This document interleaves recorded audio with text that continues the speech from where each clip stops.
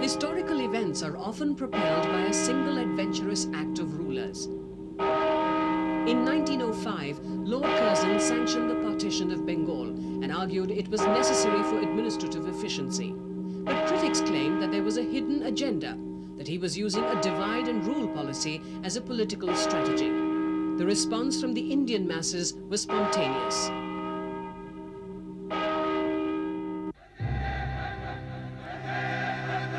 The Partition of Bengal fueled an anger, manifest in a call for the boycott of foreign-made clothes and commodities. There was a mass upsurge almost all over the country, and a militant nationalist sentiment was evident. A sense of outrage and resentment against the British colonialists. So the whole purpose was to divide Bengal around Hindu and Muslim lines, rather than along the lines of language and administrative ability. So it was a part of the policy of divide and rule. A stream of firebrand leaders stoked this militant nationalism. Bal Gangadhar Tilak symbolized this spirit. Tilak even used the Ganesh Utsav, the worship of the elephant-headed god of the Hindu pantheon, to propagate pride in Indian rituals. And through his paper, Kesari, he preached his anti-colonial message. The British exiled Tilak to Mandalay, but this did not dampen his spirit. And in the famous 1916 Congress session, he declared, "Freedom is my birthright, and I shall have it." Over the years, a pan-national anti-colonial feeling was evolving. There were numerous historical landmarks throughout the 19th century and the early 20th, where this hostility towards the alien rulers burst out more stridently. But what it lacked was a singular focus, a catalyst which would give it a direction, a sense of purpose, and convert it into a mass movement.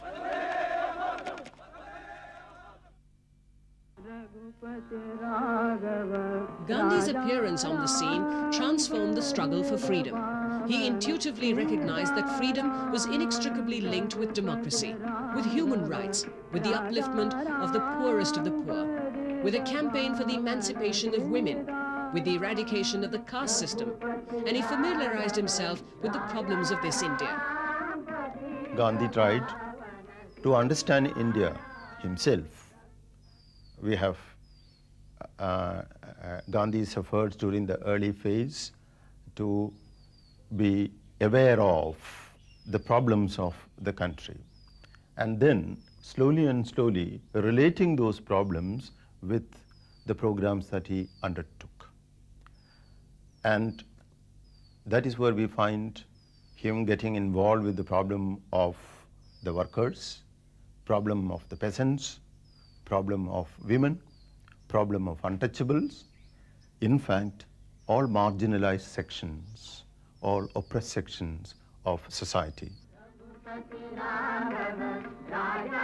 It was this concern for the marginalized which gave Gandhi a credibility and an instant mass following.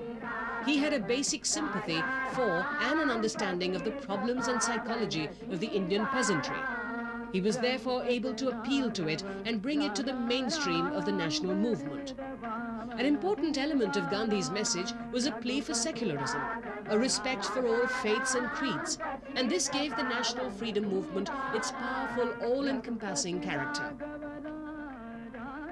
Gandhi took over the moral leadership of the Congress and transformed the party from a conclave concerned only with the problems of the upper and middle-class educated Indians into a grassroots organization. Gandhi really brought about a transformation of the national movement to a mass movement. And he, of course, used different methods to bring people into the movement. So one can say that Gandhi's advent was an important landmark in the nationalist movement because it really transformed the anti-colonial movement into a very powerful mass movement. Inevitably, a host of leaders emerged on the scene.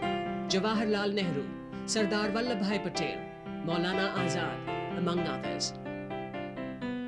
All working under the leadership of this man who was already becoming an ascetic and whose doctrine was Ahimsa, a powerful plea for non-violence. His strategy, peaceful non-cooperation. It was a persuasive and novel philosophy, but one which the British were not willing to understand.